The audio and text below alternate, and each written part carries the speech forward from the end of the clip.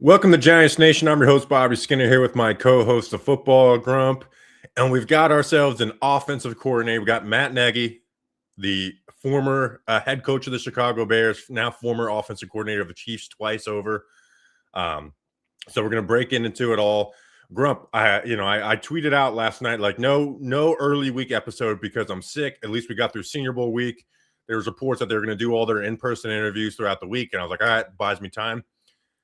Not the case. So doing a sick pod, I'll be honest, I kind of prefer it like this because I didn't want to do a bunch of research on a bunch of offensive coordinators the Giants weren't going to hire while sick and then it not be important because Matt Nagy wasn't even purported as an interview. So how we doing, Grump? I'm doing better than you. I can tell just by hearing you. But yeah, so you had reached out to me. You're like, man, I'm sick. So don't go nuts. Take your time. Do as much research as you need to do, whatever. But no rush because we're not going to do an early week episode. And I was like, nice. And I kind of just compiled what I had on Cliff Kingsbury and put that into like an organized thought. And I was like, I'll just deal with somebody tomorrow. And then, I didn't even make it very far into the day before the Matt Nagy news came out. So didn't need to waste my time researching a bunch of guys that wouldn't get the job. So that's sort of good, I guess. As far as the hire itself, certainly a surprise, came from left field for me. We had talked briefly yesterday about Art kind of threw this name out there for the first time.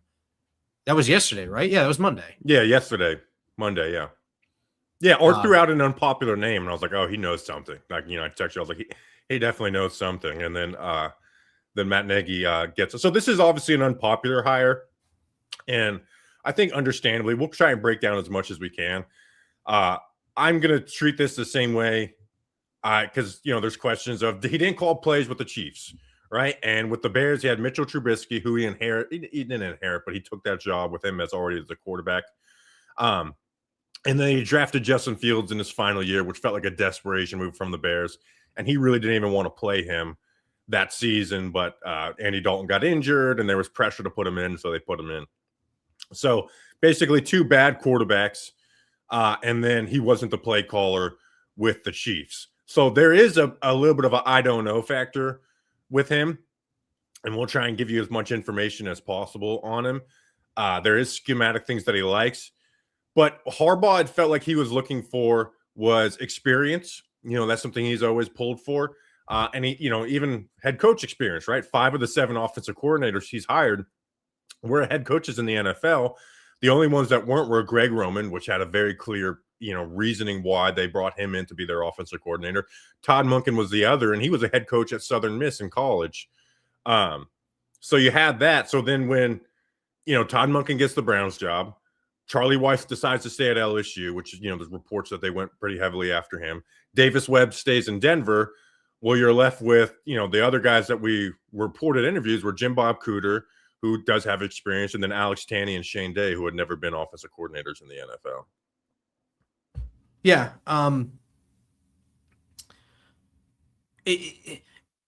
We kind of spoke about this already when we were in Mobile, but like this hire and this whole process does feel a little bit like they were caught off guard by Todd Monken taking the Cleveland Browns job, which it's a little unnerving that they were caught off guard and a little unprepared for that. Of course, it's just what we think.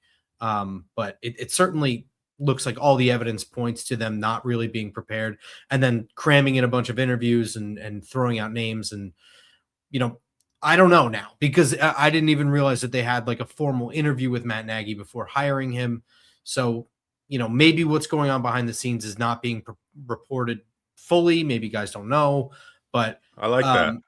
Yeah, I mean, hey, that's a we're in the information business, so I personally like it getting information, but I also like the idea of like, man, you guys didn't even know they interviewed this guy. How about that? Yeah, and I think so. Let's start with this. Like, this is an unpopular hire, but this is also not like the lowest for me. I think I'm a little bit more on board with this than say Greg Roman or Charlie Weiss personally. I don't know where you land on that. There would have been an excitement factor for Weiss. It's funny, me and you are talking to the audience. Like we had basically all these conversations just like sitting next to each other last week.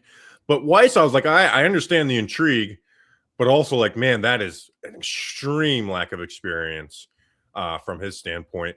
Greg Roman, who we said on Jordan Renon's show that we would have loved him as the run game coordinator and still would. And I think that could actually be key for this Giants team looking at it when we get to some of the run game stuff where Matt Nagy's struggles. But didn't want him. I didn't do a ton of research into it. So it's just, I am very much going into this. And I guess this is my way of not being overly enthused by this. Is like, all right, what do you do with the New York Giants, right? Like I said before, he didn't call plays with the Chiefs. He had bad quarterbacks with the Bears. He was also, the full-time head coach with the Chicago Bears, which he did have some success there. But honestly, we're bringing him to be an offensive coordinator, head coach. The success mostly came from the defensive side of the football, which was Vic Fangio. So, like, even the good stuff from Chicago, basically the good stuff from Chicago is that first year with Mitch Trubisky. He had Mitch Trubisky playing fairly well that year, and then it fell off a cliff after that. So, like, again, I'm going to let things be, let it play out. But yeah, I'm not inspired by this. I'm just not inspired by this. Yeah, and I think part of my reservation for this is you get the unknown factor that you get with a Davis Webb or an Alex Tanney, but you don't get the excitement factor that you get with somebody like that. And of course, and we've said this kind of ad nauseum, anybody who has experience has marks against them. That's just the nature of the business, right? If you come into it fresh, you have no marks against you. It's all optimism and all hope and all, yellow brick road. Whereas, everybody's been fired for some reason, right? One reason or another. And it's just frustrating to know that, to not know what his tendencies are going into this, but maybe that is a good thing, right? Like, if we know, then everybody else knows, I guess. Yeah, and what we'll, there's obviously a to be decided, but we're not coming on this podcast telling you, well, guess we'll just see. When Todd Monken took the Browns job, part of our conversation, Grump, was like, I'm a little bit excited because you know what? Harbaugh has made some really good hires throughout the years, and I like Todd Monken, but I didn't think Todd Monken was like a top 5 offensive mind in the NFL. He's a really good one, but I didn't view him as like that top. And there's a reason why I was surprised that they got a head coaching job. It's not just because of age. I'm like, all right, but now we get an opportunity to find a Mike McDonald of the offense. That's the negative point of view for me. It's like, well, we're not getting that with Matt Nagy. Like, we're not getting one of the best offensive minds who's going to be innovating and stuff. Like, hopefully he can scheme up a good offense around Jackson Dart and some of these other players, and they can continue to build the offensive line out and add another weapon at receiver or tight end or whatever. But we're not getting the next best offensive mind. Hopefully that comes in the form of a QB coach, maybe. No, we're not. We're certainly not getting it. Well, I don't think we're getting the next best QB, the next best offensive mind. But we're also not getting somebody who's super rigid in his ways, like Greg Roman. So, I mean, as much as the track record is diluted by being a head coach or not calling the plays or just generally being in Andy Reid's offense or just generally having Patrick Mahomes to cover up a lot of your mistakes, there is some things that I do like about Matt Nagy throughout his time. I do think that he is pretty creative and pretty flexible. Well, and I think that's an important part that you brought up that I forgot to say earlier from my notes is that John Harbaugh went on a few shows over the weekend, with some old radio guys. And, he talked about, like, I don't want a guy who has this is his scheme and we need guys to fit into there. And that's where I mentioned that's why I said I left them with Jim Bob Cooter, Tanny. Greg Roman, who they did in an interview, or at least not reportedly interviewed, but Cliff Kingsbury is that guy. Whereas, like, this is what his scheme is. Obviously, there's some adjusting that he does from place to place, but like, there's overall, like, this is what he's about. So he kind of wants someone to form around Jackson Dart and the weapons the Giants have. So there's that. But just going through Matt Nagy's resume, he's been the Chiefs offensive coordinator for the last 3 years. And then he was the Chiefs QB coach for 1 year after he was fired by the Bears. He was the Bears head coach from 2018 to 2021. Before that was the Chiefs offensive coordinator for 2 years. And then he was a Chiefs QB coach for 3 seasons before that. And then he followed Andy Reid from the Eagles where he, quality control and offensive assistant. So really he doesn't have any tutelage outside of Andy Reid. Like, he's never spent the time under anybody else's wing other than him. if there's one thing I think that like, what does he like to do? It's RPOs, which, feels kind of like a 2019 conversation, when the Eagles did that with Doug Peterson and stuff. But, when he got the Bears job, he hired the Oregon offensive coordinator. I'm looking for my notes. Mark Heffrick. Yeah, Mark Heffrick. And they brought over like a heavy RPO system with Mitchell Trubisky, which Jackson Dart is certainly comfortable in. The NFL has picked up on that a little bit, and you're going to need more than that. You're going to need a better run game than that. But I would say that's like the one thing is the RPOs and just attacking the middle of the field with those short in cuts. Like that's a consistent theme of Matt Nagy. Definitely. I think they ran the RPO at a top 5 level with Mitch Trubisky. But I think what's lost in that a little bit is that he does like to get aggressive and attack downfield, right? Those years with Allen Robinson where they had, 1,000-yard seasons. Darnell Mooney. Yeah. And yeah. So 2019, Robinson had a 1,000-yard year with Mitch Trubisky. For context, if you're like, well, no big deal. Giants haven't had an 1,000-yard receiver outside of Wandale last year and Malik Neighbors. They didn't have one for the entire stretch since 2020. So you had Darius Slayton leading with like 750, 724 throughout those years. So it's not to be just totally ignored. Like he actually was able to stretch the field with Mitch Trubisky. He really likes to utilize the RPO, but also just quarterback athleticism in general. He likes their ability to operate off the script. I think also he likes to get creative with running backs out of the backfield. You think of those Tariq Cohen years and how many yards receiving he had. I think he had like upwards of 500 plus yards per season receiving. So there is a lot of aggression in him as well. I think that he gets really, really creative too. So like that RPO stuff, just for instance, he gets really creative in the red zone. And like one play in particular that stuck out to me was basically a run pass option in the red zone that also had a third option underneath with like the inside tight end shovel. And it just gives like a multitude of things for the defense to pay attention to. And when you add in all the misdirection and, the jet motions and like stuff like that he throws in there to keep the defense on its toes, keep them from cheating and keep them playing, responsible gap football, then all of those options become viable. And as long as you have a quarterback that is smart enough to see all those options and make the right reads and an offense that's operating as one unit, you really can throw a good defense off balance. Yeah, and I think that's what it's going to be, a lot of action, right? That's where you get from Andy Reid, and spend the last few years not as a play caller. So this is really going to be the first time ever where he is just an offensive coordinator calling the plays, where he hasn't done that at all with the Chiefs where he called the play. Obviously Reid gives guys a series here and there, and he likes to, I don't know if Reid is lying about that, but every offensive coordinator is like, oh yeah, sometimes he calls the plays. So he does that. And then the Bears, he was the head coach, had 2 different OCs there, gave up play calling a couple times to Bill Lazor. So there's that. I do think there's like a moldability to his players. And I think that comes with our conversation. Like there's a lack of an identity too. The Chiefs, with the lack of when like you said, he's looking for explosives. They hunted explosives big time. Even with Alex Smith, they really started pushing the ball down the field towards the end. And the Chiefs' weapons have degraded. They went to that small ball. Like, all right, let's, Travis Kelce is not the same player that he was. We lost Tyreek Hill. They went and played a little bit of a more small ball. And then with the Bears, like you said, they did kind of know what Mitchell Trubisky's limitations were and tried to scheme around those and give him the things that he's the most comfortable with. Obviously, if you have a bad quarterback, that stuff is going to be caught up with.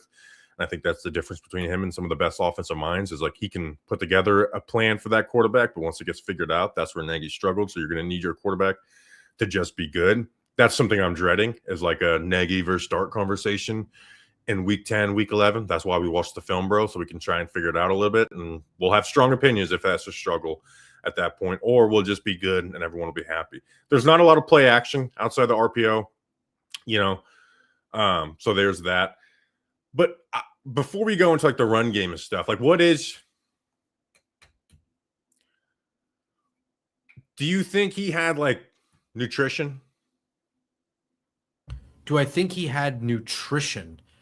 Yeah, I would say so. I mean, you don't last this long in the league without nutrition. You got to have nutrition, and that's why you got to go to Factor. Cold days, big goals, no time to cook. Talk about me over the last few days, man. I've been sick as a dog. So I've been eating Factor for lunch. Be honest, my mom's brought over some soup for dinner, and then my wife made soup the first night. So been soup and Factor for the last few days. So cold days, big goals, no time to cook. Factor makes healthy eating easy with fully prepared meals designed by dietitians and crafted by GIFs. So eat well without the planning or cooking. Quality functional ingredients, including lean proteins, colorful veggies, whole food ingredients, and healthy fats. No refined sugars, no artificial sweeteners. You know we hate that. And no refined seed oils. Meals that fit your goal and schedule. Healthier eating, calorie management, more protein. I had the green chili chicken today for lunch. Guess what I had yesterday for lunch? The sun-dried chicken with zucchini. You got to get some good zucchini in your dang life. If you ain't got a good zucchini in your life, what are you doing? They have 100 rotating weekly meals to keep things fresh and delicious through the winter. Options include high protein. By the way, we got that damn hedgehog. What is it again? Groundhog. Oh, we got more winter thanks to that stupid groundhog. By the way, I heard he has like a 390 batting average. That's pretty incredible. Well, what does that mean?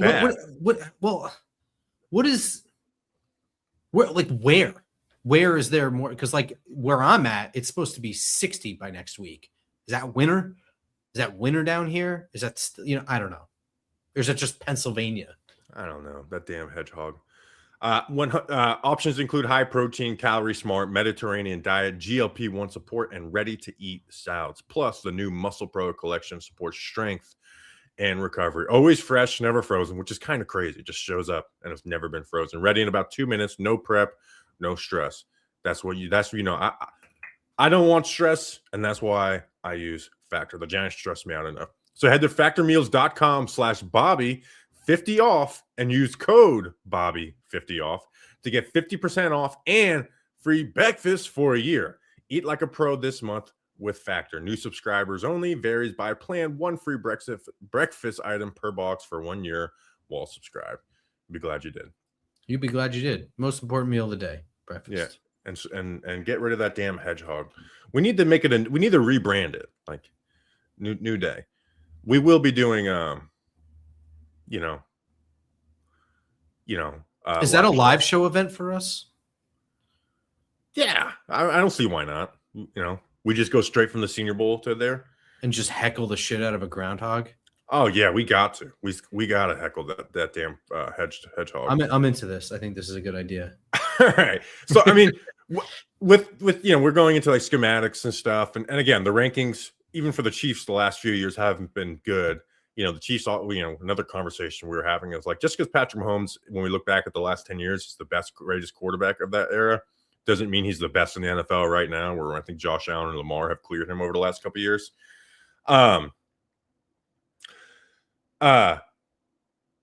But the offense has not been good as their weapons have deteriorated around them. The offensive line has struggled. I mean, what are your overall thoughts, right? If if the day we hired John Harbaugh and me and you were talking, you're like, Matt Nagy's our offensive coordinator, though. I mean, it's not very inspired, but it's also like one of those things. I just, I don't love the idea of somebody who just worked directly under Andy Reid and is not like with John Harbaugh being those guys worry me, dude. Yeah, so like. The difference being like when Brian Daboll was here and we took Mike Kafka, you knew that you were running the Brian Daboll like style offense, and Mike Kafka was going to learn that and implement some things that he learned in KC, and you were going to mold him to kind of eventually be. There's a totally different path when you have a CEO style head coach. You really kind of hope, or at least I was kind of hoping you just get this offensive coordinator who just runs the office and focus on the offense. And he's got an offense and it works for Jackson Dart. And, maybe he's flexible and he can always just be creative and just pull shit out of nowhere. The thing with Matt Nagy specifically is that you just don't know what you're getting with him. He's pretty much been the Chiefs head coach and then he failed in Chicago. That's the Cliff's Notes version of what happened there. I will say the more I dug into him, the better I felt about it. But my overall feelings, which is not super duper dreadful. It's just uninspired. Like, it's just very meh kind of hiring. It's not that I'm like angry. I'm not pounding the table like, oh my God, I can't believe this. Why do you want John Harbaugh fired? Yeah. What do you mean? We had these conversations when we did the Tony Award. It's like, when you get a new head coach, they could do no wrong. When you get John Harbaugh of all of them, then it's definitely in there. I do love the anytime anybody's like, I don't know. It's like, you don't trust him, you scumbag. Yeah. Well, the other thing too that you mentioned that I think is not talked about enough is the fact that the Chiefs roster has deteriorated a little bit. Like, their failures the last couple of years, and like, failures is such a ridiculous word, coming from our point of view, is like they missed the playoffs for the first time in forever this year. But they have been worse, but their offense has been a struggle bus the last 2 years. Like, it has. Last year they lost the Super Bowl. Again, it's a very high bar. But when you got Patrick Mahomes, like, that guy, like, they just hype. Like, last year's offense, it ended up accumulating in Super Bowl issues. The year before, there was questions if they were going to make the playoffs. Right. I remember doing Football Today. I'm like, I don't know. I just kind of trust that defense is great. It's the top 5 defense. And you've got Mahomes and Kelsey. I kind of trust them to just make a run. I'm still picking them to win the AFC. But that has not been the Chiefs offense that we came to know, that Mahomes was winning those MVPs and changing the league. No, what I will say, though, is that they weren't dreadful either. They were closer to middle of the pack, the offenses, which, again, that is saying something. And I'm not trying to just, blindfold myself and not say that, like, Matt Nagy didn't have a part in that. But, at the same time, that we can't credit him. This is like Andy Reid's offense, and Andy Reid calls the plays most of the time. So how much of it is really Matt Nagy's fault? You know what I mean? So I don't know. It's so difficult. This is what's so frustrating, is I just don't know how much to give him credit for, how much to blame him for. Yeah, all I can really do is just kind of look at schematically what he's done over the years and be like, all right, this could work. Yeah, it's, scheme is one thing. It's how do you teach it and all that stuff. And those are things that's one thing I think guys can learn throughout the years. It's not just, your scheme. It's how do you teach that scheme? Right. How do you adjust it around certain players? So those are things that he could have learned from his time in Chicago. And just to be honest, like, you do have to say, I don't know, a little bit, right? We're doing a podcast where, we got to give takes and opinions. And I certainly asked some Bears friends and Chiefs friends, who cover those teams about it a little bit, and they didn't have much positive, a little bit here and there. But there is I don't know how it's going to work with this, because it's like, I wasn't calling the plays with the Chiefs, and with the Bears, he had bad quarterback play. Where the worry is that I'm very confident we don't just have some great offensive mind that's waiting to bloom by himself and not having the weights of it. We don't have that. And this is a guy who, I always hate when these guys do this, is they leave a great head coach and a great quarterback and go get their head coaching opportunity. I always want those guys, go somewhere else. Go learn under somebody else. You've already learned a ton under that guy. There's not a ton to be gained from by that. Go learn under somebody else. I think being a QB coach for whatever team is more valuable than being the non-play calling offensive coordinator for the guy that you've spent all your time in. Is that the fact that he has only coached under Andy Reid, right? Outside of his time as a head coach, he's only coached under Andy Reid. And most recent tenure, he's had Patrick Mahomes, who is the best the greatest quarterback of this generation post Tom Brady. So those are always things that you worry about. So, and again, the other guys, Cliff Kingsbury, I would have preferred over Matt Nagy. Charlie Weiss, I don't know if I would have. The Charlie Weiss one, really, the unknown is exciting, but there's a lot of red flags around that one. Davis Webb and Alex Tanney, I would have liked, but also there's a total unknown. It's like those guys could be total bums, and you like their resume, but they could be total bums. Even though I know Nagy kind of falls under this, I do like the architect of quarterback in the NFL who knows that he's not actually going to be a quarterback in the NFL and is preparing to coach while he's in the NFL.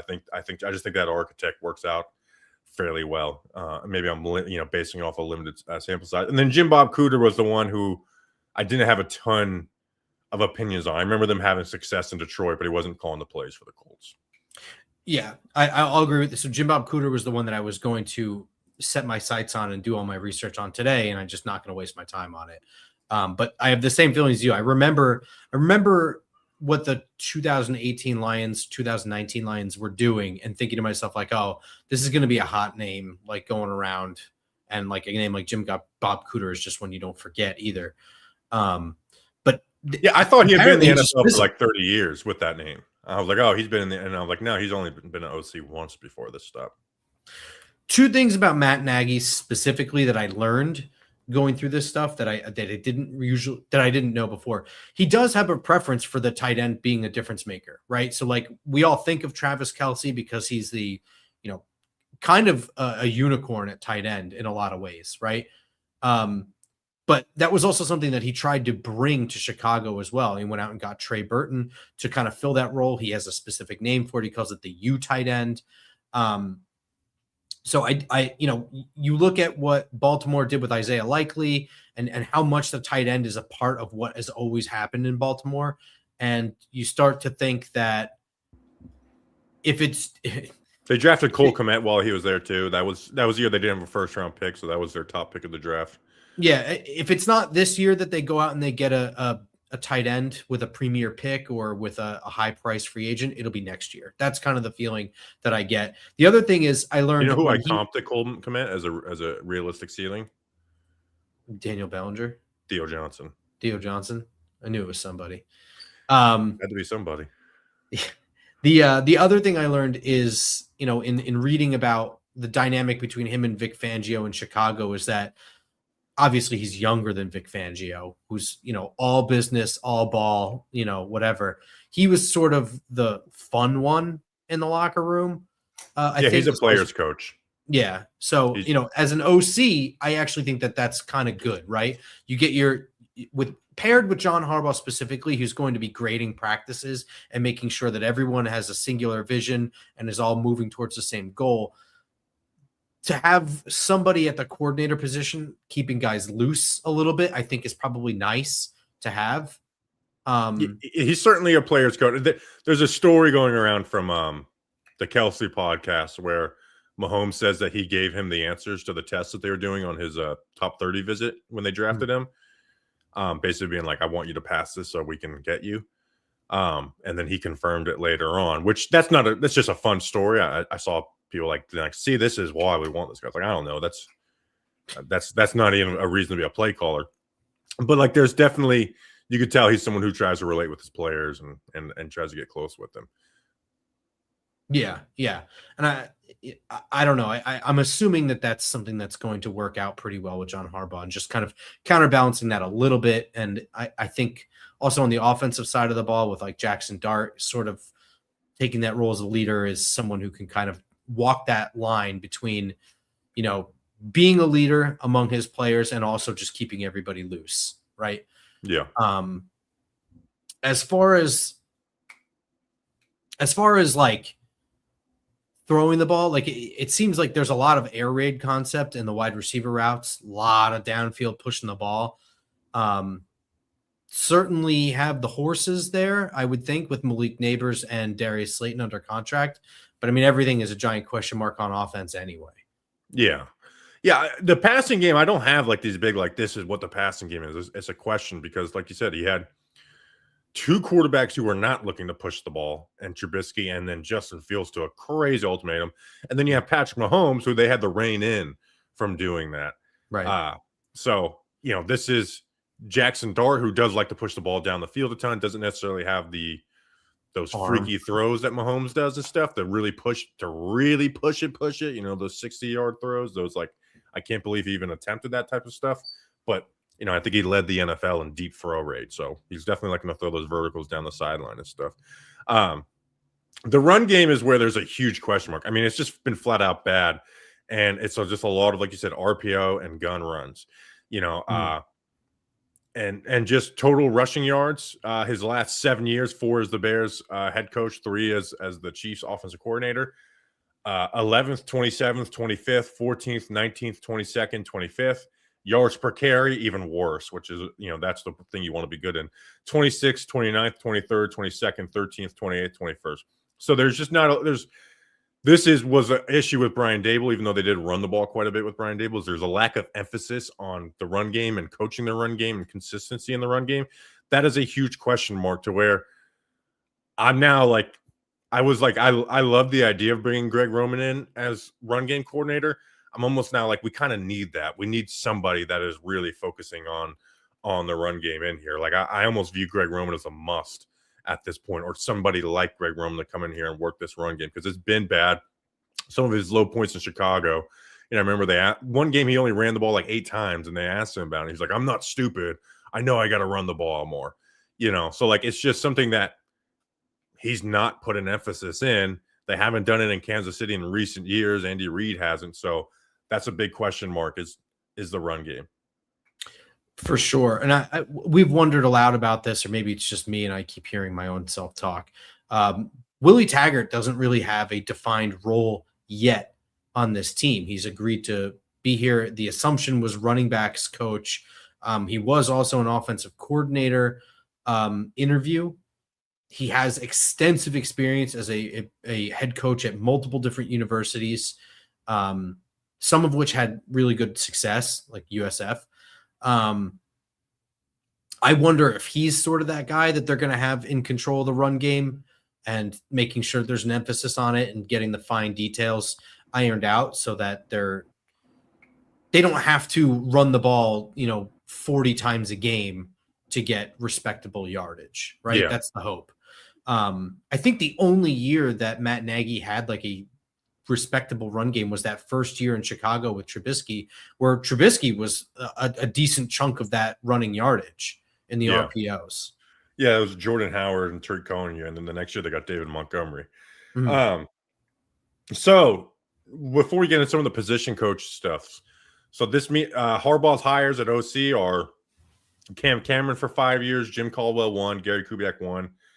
His worst one, it's just hitting me now, was the former Chicago Bears head coach Mark Trestman for a year and 5 games.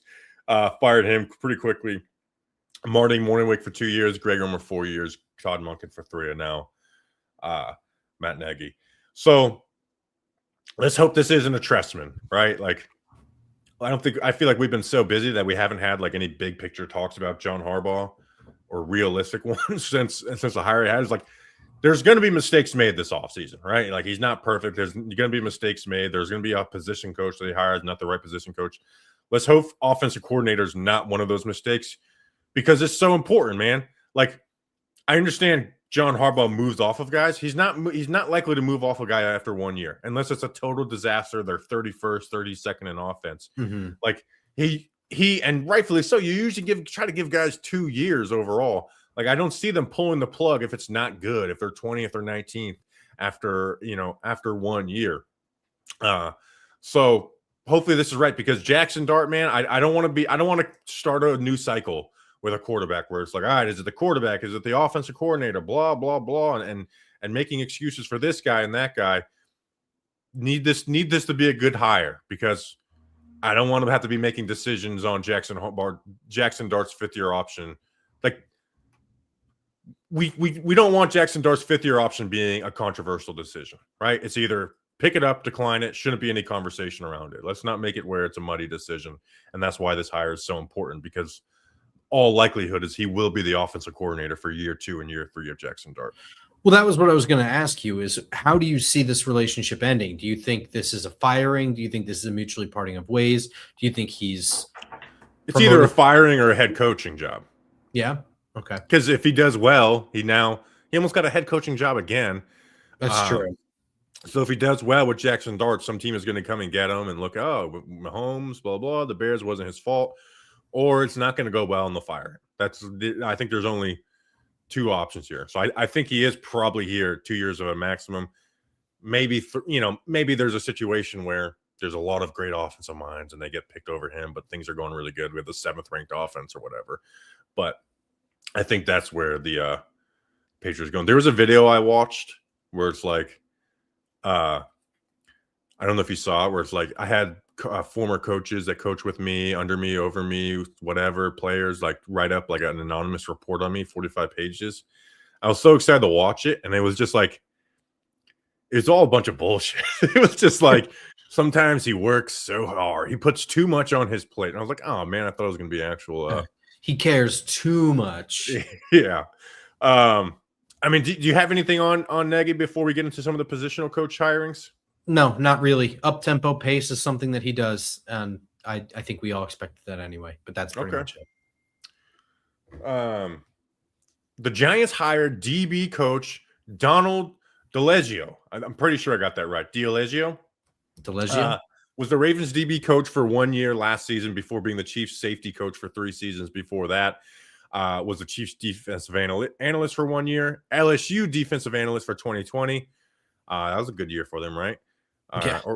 2019 was the Youngstown State defensive coordinator. This guy is gritty. You want to know why? He's a Youngstown State guy through and through. Grew up there, played there, coached there as a D-line coach, co-DC, quality control.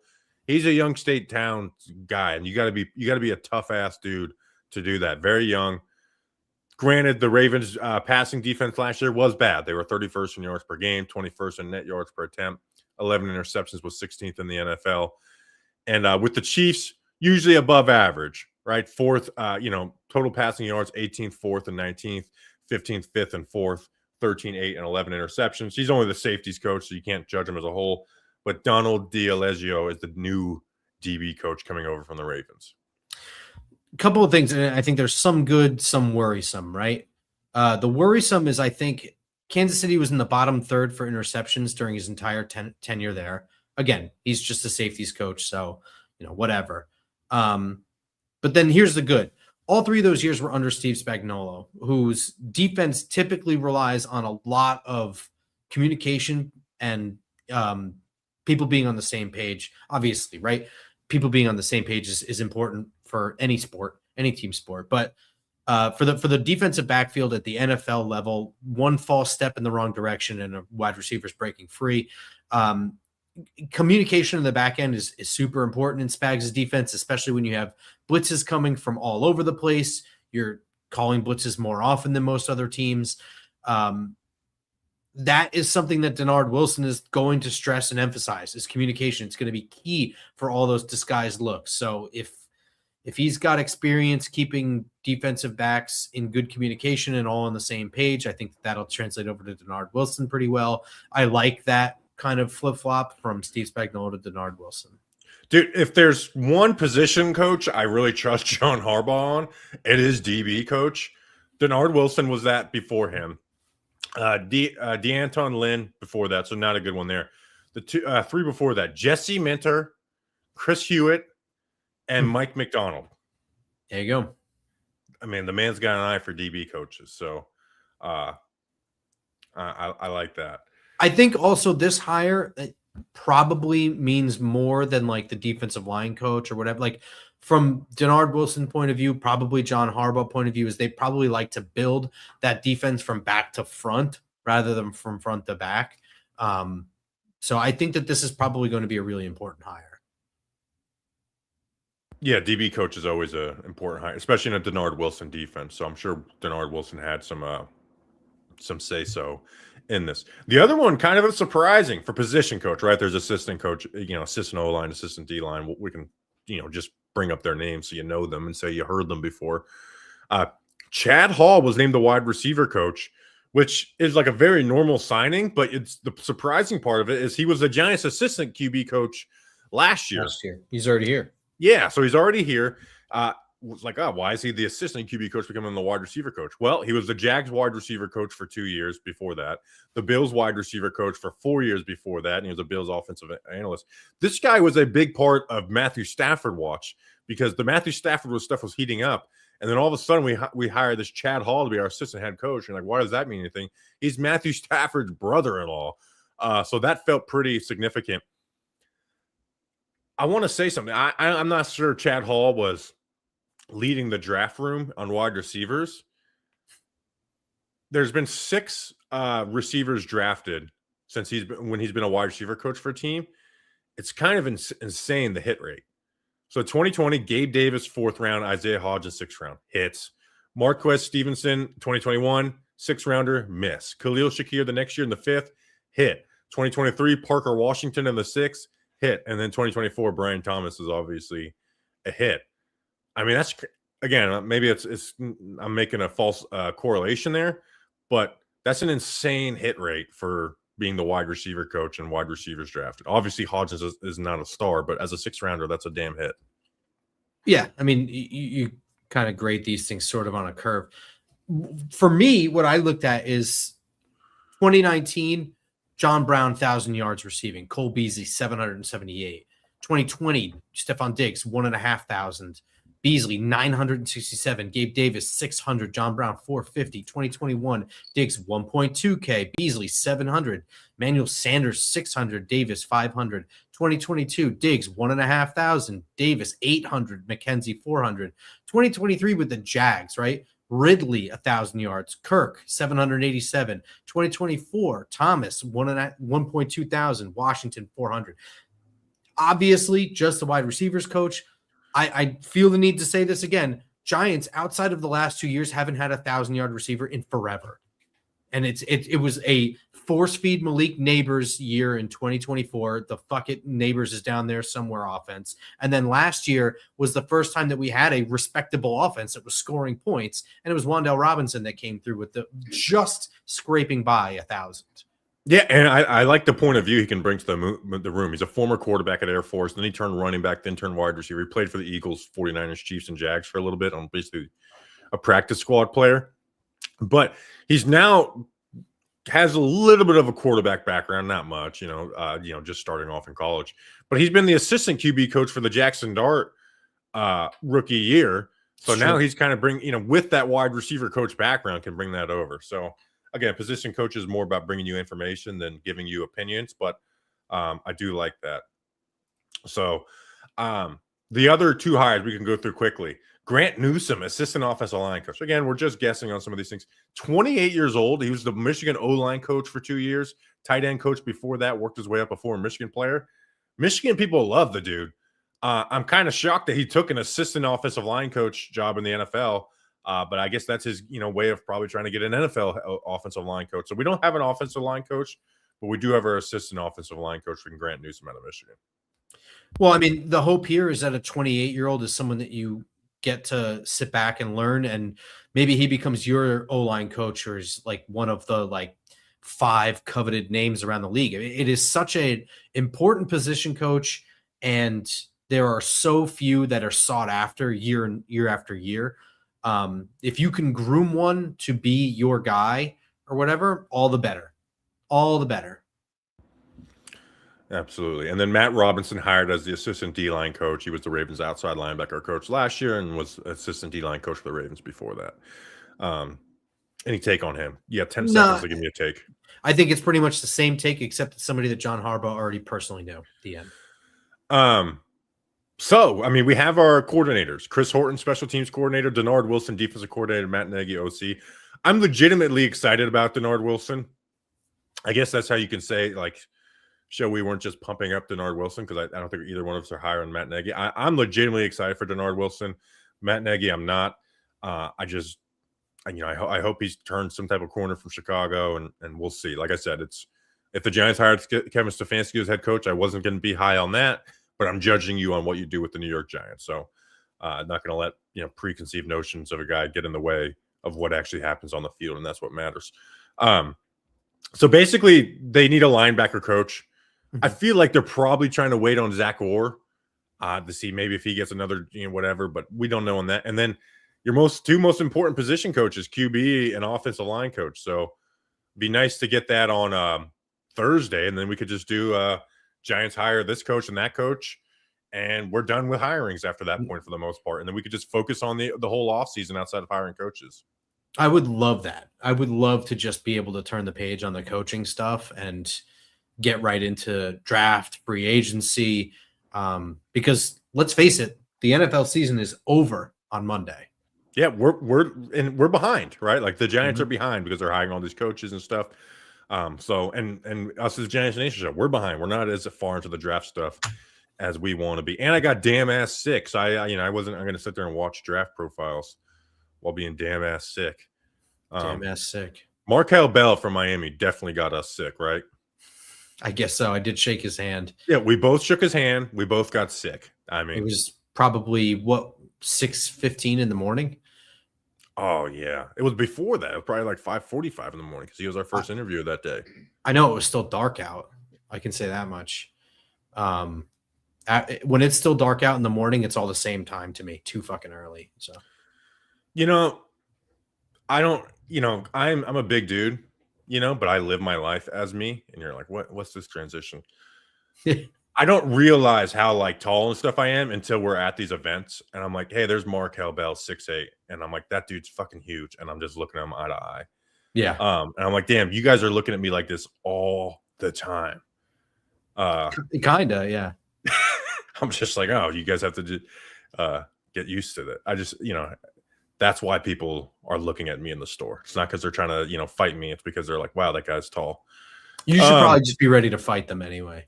Oh, that's right. I fight in the stores. That was, that was the old school Talking Giant story. Because I almost got in a fight at the Little Caesars defending some lady. That's right. Like, what should I tell that story over again? Yeah, it's a new day, and it's been a while. It was, we were doing some like event, and if you got a bunch of kids to feed, $5 hot and ready, that's the way to go, especially when you're broke. And some lady parked in a handicap spot, which you're not supposed to do. Scum move. It's not a good move, but some guy who's like fully able, who probably has a handicap, he comes in there and starts just berating her, and would not stop. And so finally, I had to like step in. I'm like, I'm not gonna let you just berate this lady and this poor woman in the middle of all the place. But don't park in the handicap spot. I didn't want to defend either one of those people. I get it. But so I'm glad that story is making the rounds again. Anything else before we go? So I guess we'll be back on Friday, hopefully with position coach hirings. If not, we'll have some type of interview or whatever. Is it too early to give a Super Bowl prediction? Should we wait till Thursday? No, it's not too early. Oh, and that's something I got to try and get an interview for Monday, because usually we do for Super Bowl we do an interview and then we talk a little bit. It's the only time we talk the entire NFL. We'll do a little Super Bowl talk on Monday's episode. So make sure to be ready for that. I got the Patriots. I picked them before, so I'm being stubborn a little bit. But I'm picking the Patriots. I can't pick Sam Darnold to win a Super Bowl. I got to see it. I'm going to pick Sam Darnold before I pick Drake May, and it's not because of who Drake May is. It's because of how young Drake May is, how quick this turnaround was. I think this Patriots roster has overachieved. They also managed to, and this is not to take anything away from them, but you go to an AFC Championship game, you don't have to face a starting quarterback, and you barely you win by 3 points. It only snowed for a quarter and a half. They really squeaked that game out when I thought they were going to just beat the shit out of them. I don't feel confident that Drake May and that very young team is going to be able to handle what Seattle's got cooking on defense. Sam Darnold just has to not screw up, which he might, but I have more faith in Seattle's defense putting too much on a young Patriots team's plate than I do that Sam Darnold's going to screw up that many times and ruin the game. So I'm going Seahawks. All right, I got Patriots. We should have done a poll in the chat for the people. But we didn't do that. All right, that's an episode. So we'll see you guys on Friday, most likely. Mm-hmm. Unless, Friday. Even if they hire the O-line coach and QB coach tonight, we'll see you guys on Friday. We don't need to rush one out for that. So we appreciate you guys. We'll see you when we see you. Please clap for the flu pod. Even though Grump did one last week. Mine is much more brave and strong. We'll see you when we see you. Until then, let's go Big Blue.